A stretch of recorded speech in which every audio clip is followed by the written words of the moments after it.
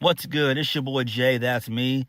Let's get into AEW Dynamite. Winter is Coming from December the 11th, 2024. This show was not a good show. A little small bit of news and notes. So note one is Willie Mack has been pulled from GCW. So apparently he might be signed to AEW or in the process of getting signed to AEW. We don't know if Tony Khan pulled him from the show or if he did it himself. We don't know. But I like Willie Mack. Willie Mack is cool. I've always liked his work in TNA. Back when they were known as Impact. And then I also liked his work in Lucha Underground as well. I thought that was pretty cool too. So hopefully he does get a chance. If he does sign with AEW, he'll probably be on Collision and from time to time maybe Rampage. And maybe every blue moon he might make a Dynamite or two. But he'll probably just be someone on Collision. But it just shows you that AEW is no longer the friendly promotion that it used to be years ago. And it makes sense because they didn't treat TNA well during the pandemic. They treated TNA like garbage. So I can see why there's a big riffraff and a bunch of drama between AEW and GCW. I can see why. I'm pretty sure that, Jon Moxley and Marina Shafir and others are able to work, GCW here and there. I know MVP, he worked Bloodsport there not too long ago. So there's that. But it is what it is. I mean, it happens. But I know people don't want to talk about that. But, AEW really in the last 2 years has not played well with others. And they become a selfish promotion. And WWE has been quite the opposite since Triple H took over. So it is what it is. It doesn't matter. AEW right now is totally in the dark. And they can't find a light switch or a candle or a lantern in sight. Like, they are really down bad right now.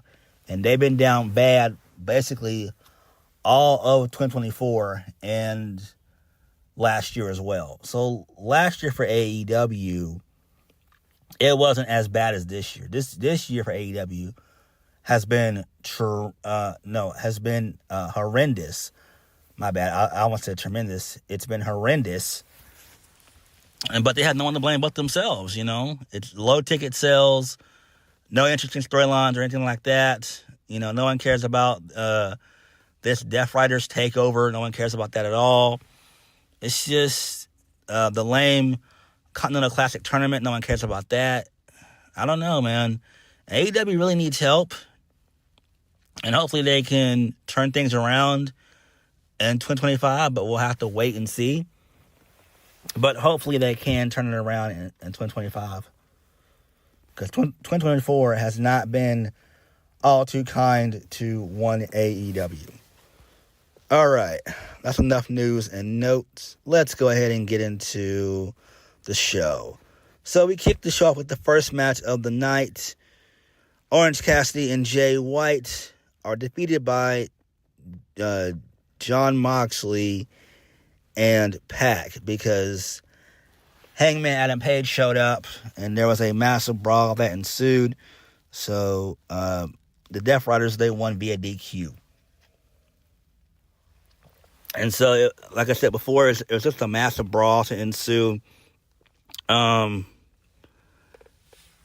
really cares about this? I don't care about the Death Riders takeover anymore. I just don't care. I don't even know if Shane McMahon is going to come in at this point. So here's my thing with Shane McMahon. If Shane McMahon does not show up at World's End or New Year's Bash, he's not coming in to AEW. So if he does not show up at either of those two events, he's not coming into AEW. He's not. So, it is what it is. Moving on. So, we get a vignette starring Bandito. So, he's on a horse and he's being confronted by 4 random cowboy guys, and he beats them up. So, that was pretty cool. So, I like that. That's interesting there. But why? I mean, what's the end game to all of this? Are we giving Bandito a massive push? Probably not. I don't know where he would go and who he would feud with. I don't know. I was thinking he would probably be in the Continental Classic, but that's not going to happen, so I don't fucking know. Moving right along. So, Jon Moxley is backstage with the rest of the Death Riders, and he says that he's a marked man and he would not have it any other way. He says the only way to live is with a knife on your throat and a dynamite stick burning. Whoa, Moxley has some serious mental issues. Or has he just been watching a bunch of Fight Club? I don't fucking know, but he's got some damn issues, man. Holy hell. So Jon Moxley says that he lets egos run people's lives, but this is not about him. It's about his people. They do not fight flesh and blood. Moxley says that World's End in Florida, it's going to be a fatal 4-way for the AEW World Championship, which we kind of all knew. I kind of hinted at that at my my review of the show last week. I figured that's where they were going to go with this anyway. It makes the most sense. They all have issues with each other, so why not? This is something for Moxley to do. I don't expect for him to get a one-on-one match till probably Revolution, if the story is still going on that long. I don't know. Who knows, man? Who knows? Again, I don't give a damn about this storyline. I just don't. Where is this going? Where is the end game? Who is going to be the main hero to dethrone the dastardly villain Jon Moxley and the rest of the Death Riders? Who's going to be the one? Is it going to be Darby Allin? Is it going to be Kenny Omega? Who is it going to be? Because if it's Darby, it's not going to last long. Why would it be Darby? I don't know, man. I don't know.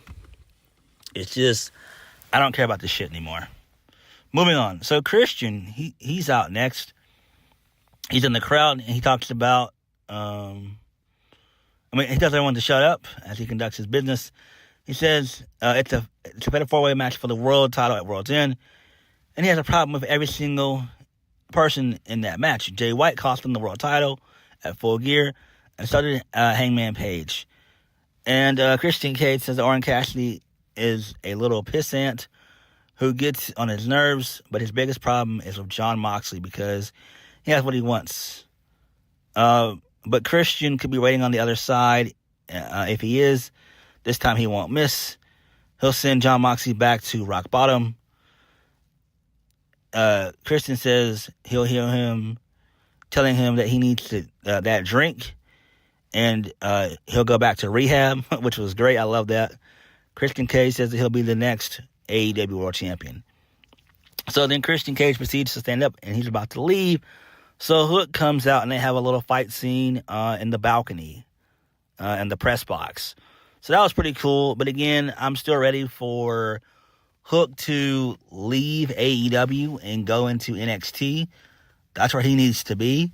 Hopefully, that happens next year. I don't know how long his contract is with AEW, but hopefully, if he came in 2021, which I think he did, then I would assume then his contract is up next year. Hopefully it's up nearby, maybe either the spring or the summer. And then from there, he can go to NXT.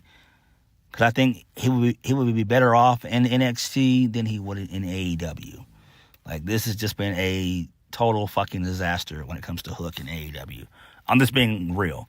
Moving on, Will Ospreay defeated Claudio Castagnoli in the Continental Classic. He now has 6 points. He won via a roll-up, which was smart. So, I mean, this is fine, I guess. Do I care? Post-match, Claudio attacked Will Ospreay.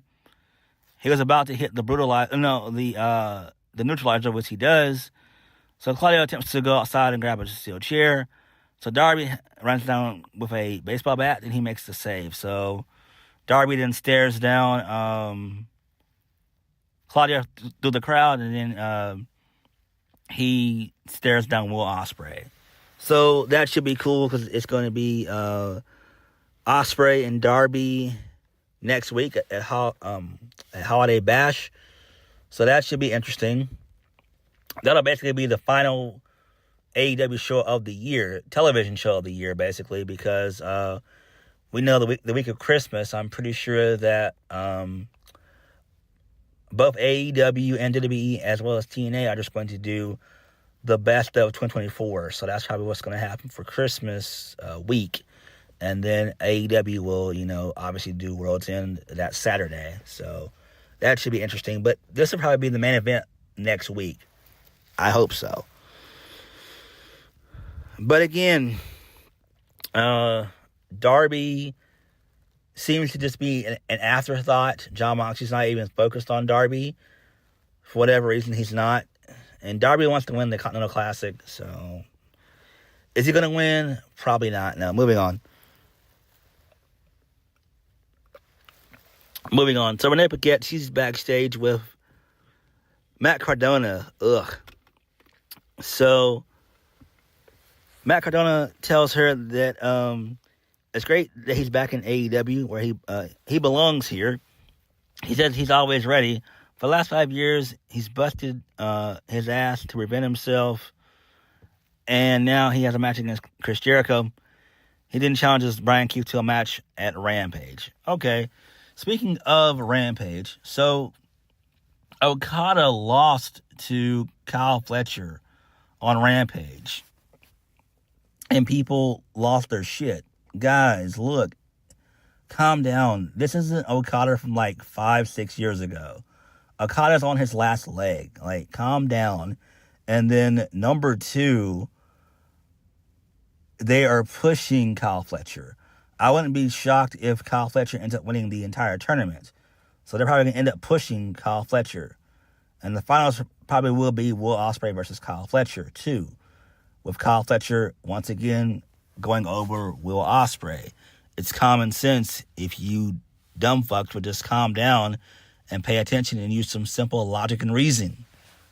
It's not that difficult. It's not that hard. Moving on.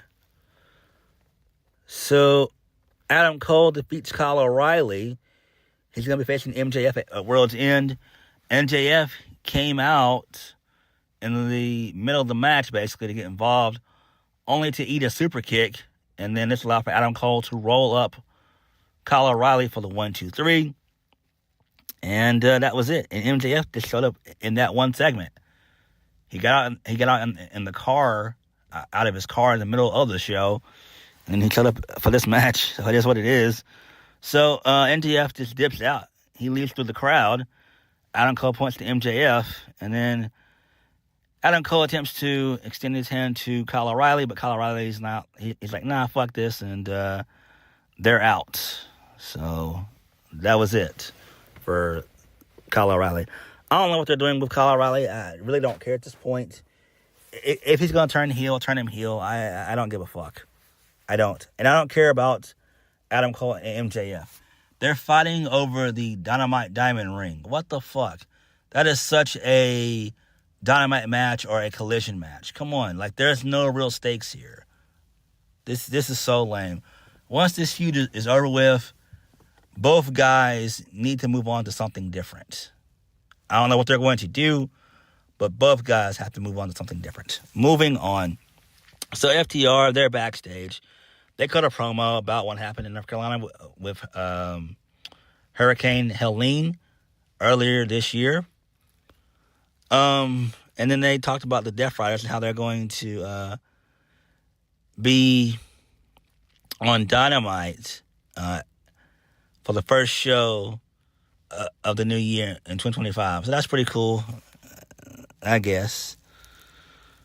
That's fine. Moving on. So Chris Jericho, he cut a promo on Matt Cardona. Made fun of him.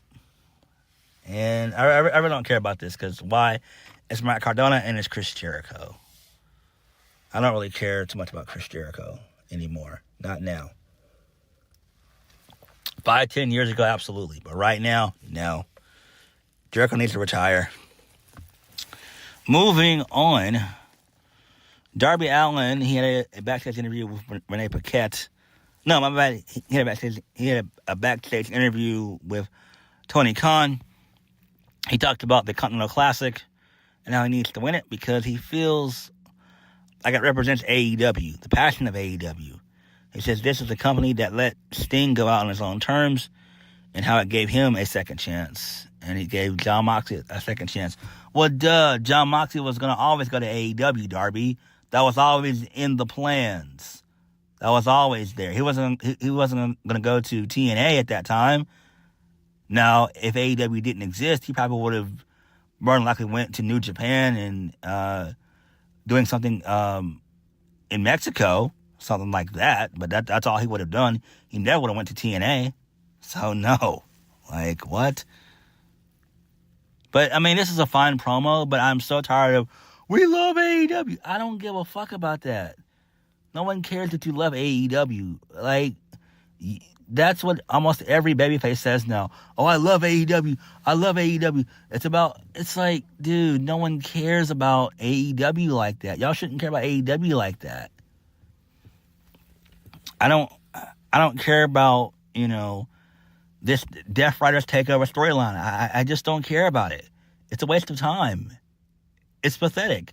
There's no real end game in sight.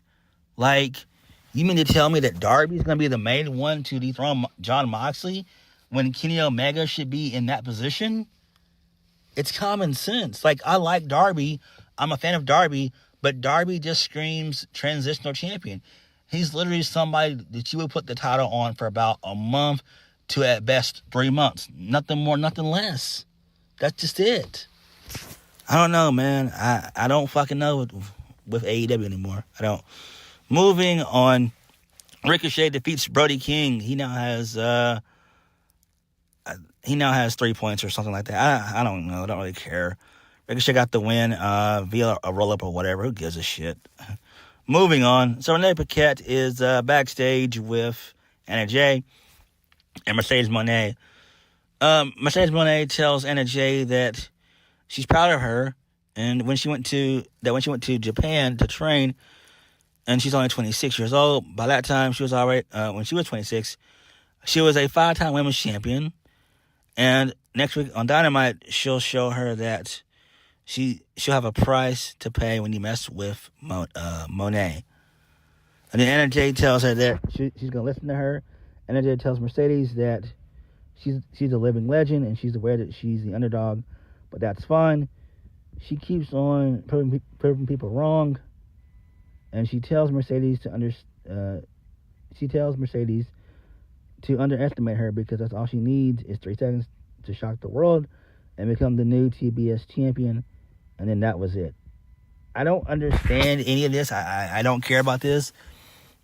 This is something that should totally open the show next week. And, well, not really open the show, but this should be the first match of the night for next week's show. And this match should go all about maybe, at best, between 5 and 10 minutes. Preferably 5 minutes would be fine. But if this thing goes 15, 20 minutes, then I'm going to blow a gasket. Because this shouldn't really take Mercedes, no more than 5 minutes to beat Anna Jay. Like, really. But it is what it is. Main event of the evening. Battle of the Titties. That being Mariah May and Mina Shirakawa for the AEW Women's Championship. Mariah May gets the win via the Storm Zero. So, Mariah May wins. And post-match, Toni Storm comes out in her old get-up with, the backwards hat and everything else and all that. Her old 80s glam hair rock gimmick that she's been doing for years. and she tore a hole through Mariah May. And so I assume that they're probably going to end up doing the match at New Year's Bash, I would assume. So New Year's Smash, I would assume. So that's fine, I guess. This is interesting. I am kind of excited about this. Not really, because Toni's been gone for 4 months. And, people thought that she, quote-unquote, retired when that wasn't even true. Like, that was never going to happen anyway. That was just all a ruse. I don't know. Am I excited for this? Sort of, kind of. Not really, I guess. This is okay, though, if you ask me. It's all right. All in all, AEW was not good. This was obviously one of the weakest Winter Is Coming in a while that we've had in the past couple of years. But it is what it is. The only good thing on the show was basically Toni Storm returning, and that was really it. I didn't care about anything else on the show at all. I just don't. I don't care about the Death Rider stuff. I don't care about the Continental Classic. That can be thrown into a wood chipper. But it is what it is. But what did you guys think of AEW? What did you think of Winter Is Coming? Like, comment, subscribe. Peace.